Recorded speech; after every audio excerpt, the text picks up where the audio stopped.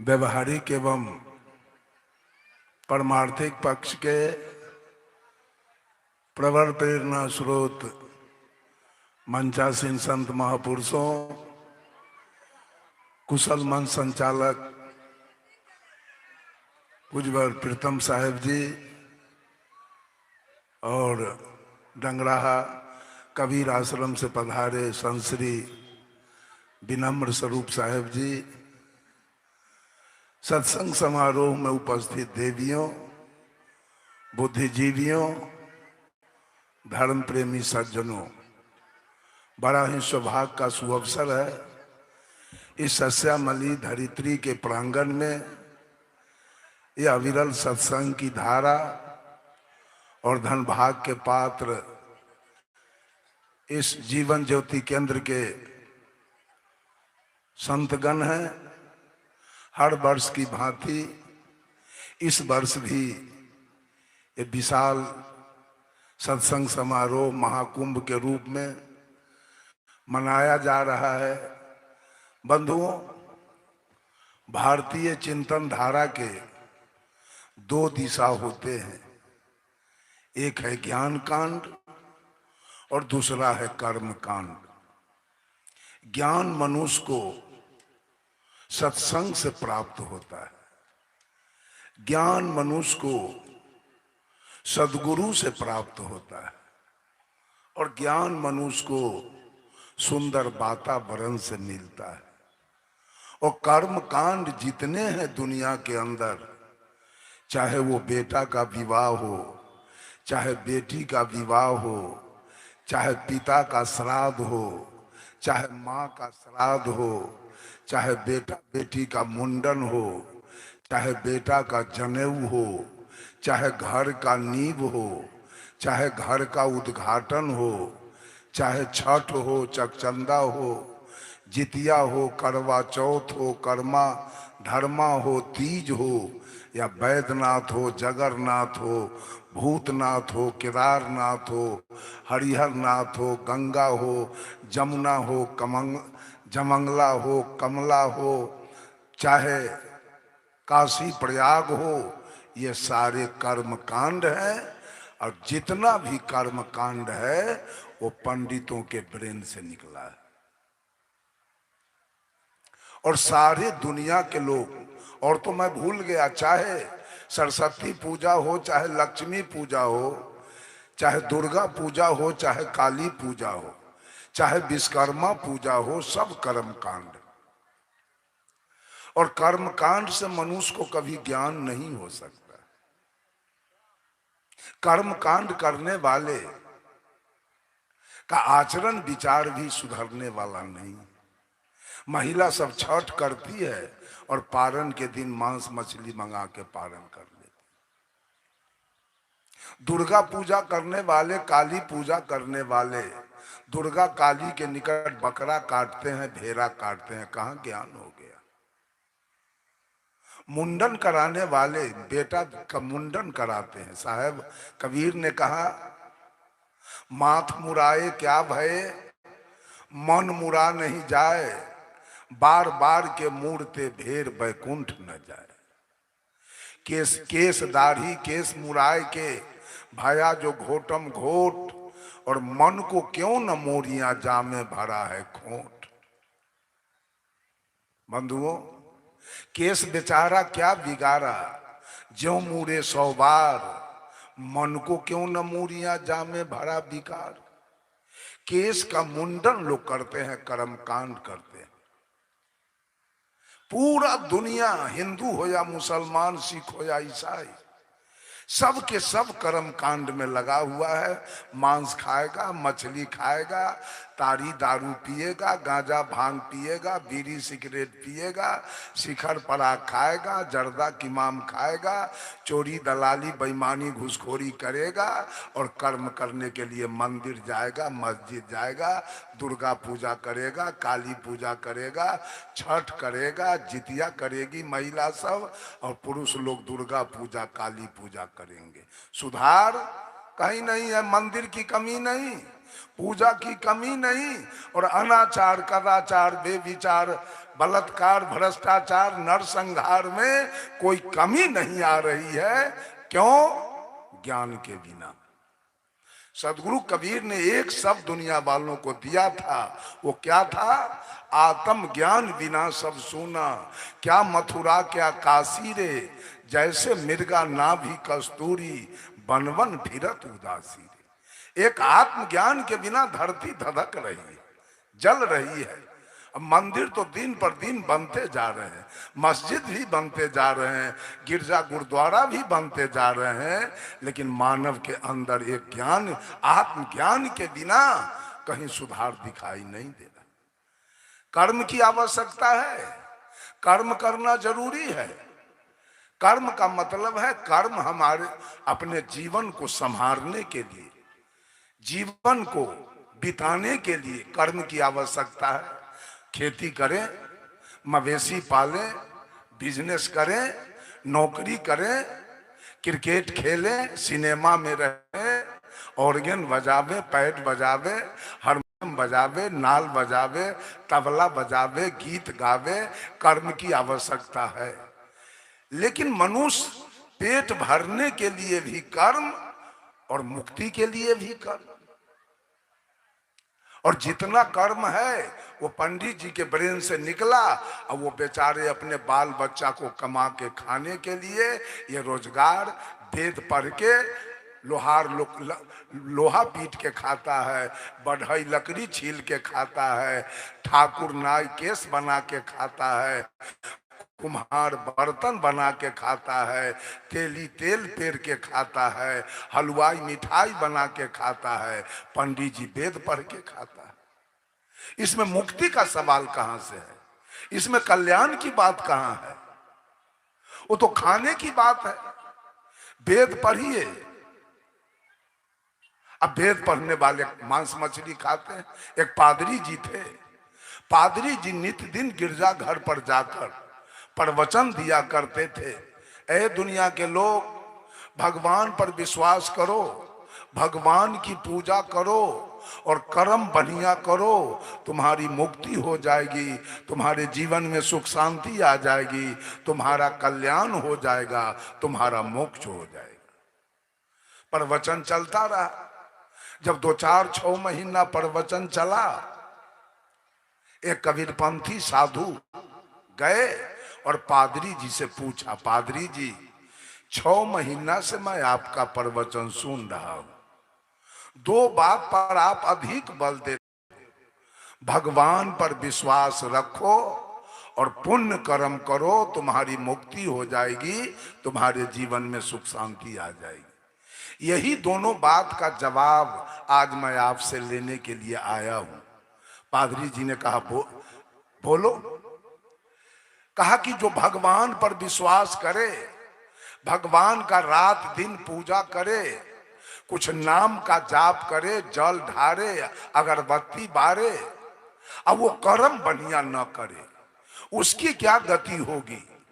और जो भगवान का पूजा न करे, जलधारी न करे, अगरबत्ती न बारे, नाम का जाप नहीं करे, और वो केवल कर्म बढ़िया करे, उसकी क्या गति होगी? पादरी जी ने अपना मुंह बंद कर लिया। कहा, इसका जवाब मैं नहीं जानता हूं। कहा, तो आप ही रात दिन प्रवचन करते हो और अपने बोले हुए बात का जवाब नहीं जानते हो, तो आपका प्रवचन अब क्यों होगा? आप अपना प्रवचन बंद रखो, अब नहीं होगा। पादरी जी को बड़ा कष्ट हुआ, अब तो मेरा प्रवचन ही नहीं होने देगा। कहा, एक काम करो बाबा, 2 दिन का छुट्टी हमको दो और मैं बूझ विचार के आपको जवाब दे दूंगा। कबीरपंथी साधु ने कहा, 2 दिन नहीं, मैं 5 दिन का छुट्टी आपको दे रहा हूं, जाओ बूझ विचार के आओ। पादरी जी अपने घर गए और नित्य दिन शाम को भोजन करके बिछावन पर सोने के लिए जाते थे, और वो चिंतन करते थे जवाब के लिए। चिंतन करते करते 11-12 बज गया रात, कोई जवाब नहीं आया, निद्रा आई और पादरी जी सो गए। 4 रात का समय सोने में बीत गया, कोई जवाब नहीं आया। आज अंतिम 5वां रात है, गहरी चिंतन में है। कल वो कबीरपंथी साधु जवाब मांगेगा और जवाब तो कुछ आया नहीं, मैं जवाब क्या दूंगा। आज गहरी चिंतन में है। चिंतन करते करते 2, 2:30, 3 बज गया भोर, कोई जवाब नहीं आया। निद्रा आई और पादरी जी सो गए। जब अर्ध निद्रा में गए तो सपना, पादरी जी सपना देखने लगे। सपना में पादरी जी की मृत्यु हो गई, पादरी जी मर गए। यह दृष्टांत है, इसको सिद्धांत आप लोग नहीं समझेंगे। पादरी जी मर गए, मरे तो जमराज आ गया। जमराज आया और पादरी जी से कहा, पादरी जी अब आप तैयार हो जाओ, आपकी चलने की बारी आ गई। पादरी जी ने जमराज से पूछा, हमको कहां ले चलोगे। जमराज ने कहा, आपको मैं स्वर्ग ले चलूंगा। पादरी जी के मन में कुछ तसल्ली आई, खैर जाएंगे तो स्वर्ग। जमराज से कहा, जमराज महोदय 10 मिनट में आप आ जाइए, मैं तब तक तैयार हो जाता हूं। 10 मिनट में जमराज महोदय पहुंच गए। कहा, पादरी जी तैयार हैं। कहा, तैयार तो हैं, लेकिन एक बात आपसे और जानकारी प्राप्त करना है। कहा, जल्दी बोलो। कहा, स्वर्ग की विशेषता हमको कुछ बता दीजिए। जमराज महोदय ने कहा, पादरी जी स्वर्ग में कभी रात्रि नहीं होती है, 24 घंटा दिन प्रकाश होता है। स्वर्ग के लोग झोपड़ी, मरैया, खपरा, टीन के चदरा और एस्बेस्टस में नहीं रहते हैं, वो 10-20 महल के एयर कंडीशन मकान में रहते हैं। स्वर्ग के लोग मकई, मरुआ, जौ के रोटी, अलुआ, सुथनी नहीं खाते हैं। स्वर्ग के लोग काजू, किशमिश, बादाम, पेड़ा, रसगुल्ला खाते हैं। स्वर्ग में कहीं सेवरी, मीरा, अनुसुईया का भजन होता है, तो स्वर्ग में कहीं बुद्ध, महावीर, सदगुरु कबीर का प्रवचन होता है। स्वर्ग में कहीं सुंदर सुंदर फूल के बगीचे मिलेंगे, स्वर्ग में कहीं सुंदर सुंदर फल के बगीचे मिलेंगे। यह है स्वर्ग की विशेषता। पादरी जी तो गदगद हो गए। कहा, चलो अब। पादरी जी और जमराज महोदय स्वर्ग जा रहे हैं। जब स्वर्ग के निकट पहुंचते हैं तो रात अंधेरी है। चारों तरफ लोग अलुआ, सुथनी, मरुआ, मकई के रोटी, नमक, मिर्चाई लेके झक मार रहे हैं। चारों तरफ झोपड़ी, मरैया, खपरा, एस्बेस्टस का घर है। कहीं सेवरी, मीरा, अनुसुईया का भजन नहीं, कहीं बुद्ध, महावीर, कबीर का प्रवचन नहीं, कहीं सुंदर सुंदर फूल के बगीचे नहीं, कहीं सुंदर सुंदर फल के बगीचे नहीं। पादरी कहा जमराज से, कितना झूठ बोलते हो आप। कहा, स्वर्ग की ये विशेषता है, ये आपका स्वर्ग तो नरक से बढ़कर है। अच्छा ये काम कीजिए, आपका स्वर्ग तो मैं देख लिया, अब मुझको जरा नरक दिखा दो आप अपना। जमराज ने कहा, नरक देखोगे। कहा, जी चलो। जा रहे हैं नरक में, दूर से प्रकाश दिखाई दे रही है, चारों तरफ सेवरी, मीरा, अनुसुईया का भजन हो रहा है, बुद्ध, महावीर, सदगुरु कबीर का प्रवचन चल रहा है, चारों तरफ काजू, किशमिश, बादाम, मुनक्का, चौहारा, पेड़ा, रसगुल्ला की बारिश हो रही है, चारों तरफ 10-20 महल के एयर कंडीशन मकान झलक रहे हैं, चारों तरफ सुंदर सुंदर फूल के बगीचे, सुंदर सुंदर फल के बगीचे दिखाई दे रहे हैं। पादरी जी ने जमराज से कहा, कितना झूठ बोलते हो, जिसको आपने स्वर्ग कहा था वो नरक से बढ़कर है, और जिसको आपने नरक कहा था वो स्वर्ग से बढ़कर है, ऐसा क्यों। जमराज ने जवाब दिया, है पादरी जी, तुम्हारे जैसे लोग जो केवल भगवान पर विश्वास किया, रात दिन भगवान का पूजा किया, मंदिर गया, जलढारी किया, अगरबत्ती बारा, कुछ नाम का जाप किया, वो व्यक्ति कर्म बढ़िया नहीं किया। बिल्कुल स्पष्ट बात है, जो भगवानवादी होंगे उनका कर्म कभी सुधरने वाला नहीं। भगवानवादी, भाग्यवादी, जितने भगवानवादी और भाग्यवादी और मंदिरवादी लोग हैं, कर्मकांडी लोग हैं, उनका कर्म कभी सुधरने वाला नहीं है। वो भरोसा पर जीते हैं, भरोसा पर पाप कर्म करते हैं, भगवान क्षमा कर देगा। कहा तुम्हारे जैसे लोग कर्मकांडी जो जीवन भर भगवान का पूजा किया, कर्म बढ़िया नहीं किया, वे सारे लोग आकर इस स्वर्ग को नरक बना के छोड़ दिया।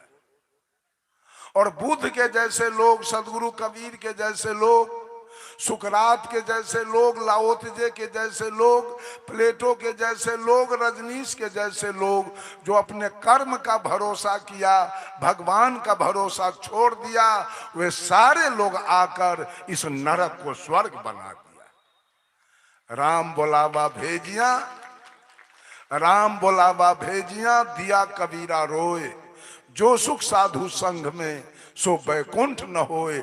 जिस दिन मनुष्य का कर्म ठीक हो जाए फिर सतलोक जाने की जरूरी नहीं पड़ेगी, वो सतलोक, वो बैकुंठ आपके निकट उतर के उसको आना पड़ेगा। कर्म तो ठीक हो जाए, लेकिन आज लोग कर्म, सदगुरु कबीर कर्म करते थे, रात रात भर कपड़ा बुनते थे, मोहम्मद साहब बकरी चराते थे, ईसा मसीह भेड़ी चराते थे, भगवान कृष्ण गाय चराते थे, विश्वकर्मा जी लकड़ी लोहा का काम करते थे, रविदास जी जूता टांगते थे, सुपच भगत सूप डगरा बीनते थे। कर्म की प्रधानता है, लेकिन कर्म होगा सुख के लिए, कर्म से कभी शांति मिलने वाली नहीं। कर्म से आप बेटा बेटी को पाल सकते हैं रुपया कमा के, कर्म से आप पत्नी को रख सकते हैं, माँ बाप की सेवा कर सकते हैं, लेकिन कर्म से ही चाहेंगे कि हमको सतलोक हो जाए, शांति मिल जाए मंदिर जाने से और जलधारी करने से और बेलपत्र चढ़ाने से और कुछ नाम का जाप कर। नाम का जाप क्या है?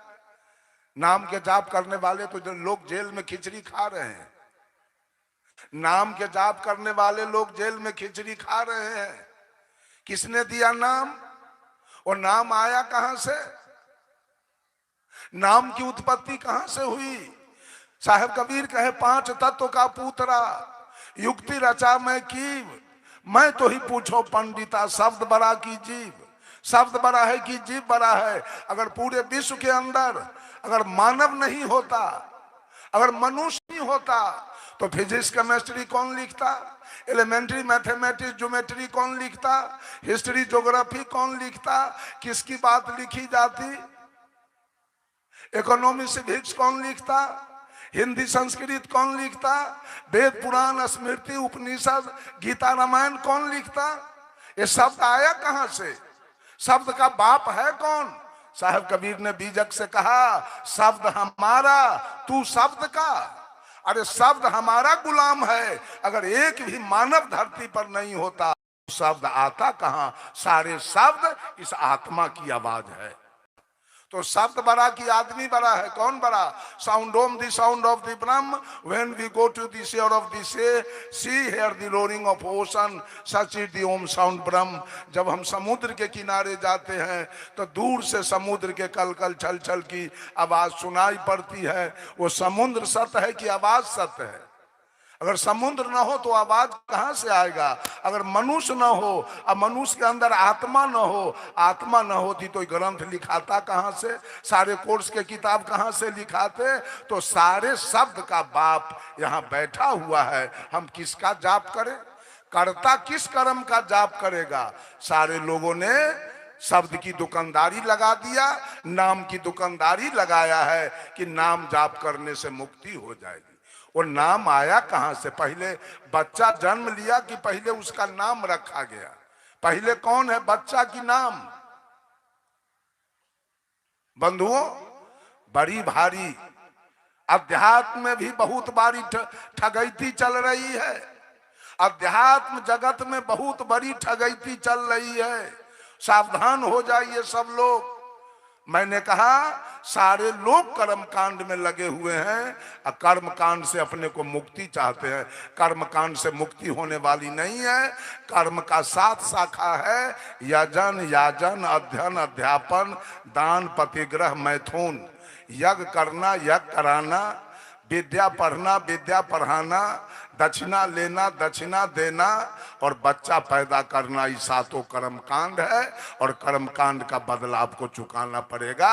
इससे न मुक्ति होगी, न सतलोक होगा, न बैकुंठ होगा और न जन्नत। जन्नत हो सकता है ज्ञान से। ज्ञान का मतलब है बीड़ी पीना छोड़ दो, सिगरेट पीना छोड़ दो, दारू पीना छोड़ दो, वासना से दूर हो जाओ, दुर्व्यसन से दूर हो जाओ, चोरी डकैती बेईमानी छोड़ दो। ये है ज्ञान, इसका नाम है ज्ञान कांड। अगर मुक्ति पाना है तो आसक्ति मिटाना होगा। किसी नाम के जपने से और किसी मंदिर जाने से, अगर मंदिर जाने से मुक्ति हो जाए तो सारे मस्जिद वाले दोजख में चले जाएंगे, गिरजा वाले, गुरुद्वारा वाले सब नरकगामी हो जाएंगे। ये तो पक्षपात की भक्ति चल रही है। कोई मंदिर जा रहा है, कोई मस्जिद जा रहा है, कोई गिरजा जा रहा है, कोई गुरुद्वारा जा रहा है, कोई रामायण पढ़ रहा है, कोई कुरान पढ़ रहा है, कोई बाइबिल पढ़ रहा है, कोई गुरु ग्रंथ पढ़ रहा है। किसी का देवता अरवा चावल बतासा तुलसी के पत्ता खा रहा है, तो किसी का देवता बकरी मुर्गी गाय भैंसी ऊंट दुम्मा खा रहा है, किसी का देवता मरा हुआ खा रहा है, किसी का देवता गाय सुगर दोनों खा रहा है। एक आदमी हिंदू से पूछा पंडित जी से, पंडित जी आपके देवता क्या खाते हैं? तो कहा अरवा चावल बतासा और तुलसी के पत्ता। तो कहा हिंदू के देवता के पेटे खराब है, लिवरे कमजोर है इसका, ये बतासा खाता है अरवा चावल। मौलवी से पूछा, मौलवी साहब आपका अल्लाह क्या खाता है? कहा हमारा अल्लाह तो बकरी मुर्गी गाय भैंसी ऊंट दुम्मा सब खाता है। कहा वाह, आपके देवता का, आपके अल्लाह का लीवर करगर है, मजबूत है, वो सब कुछ पचाता है।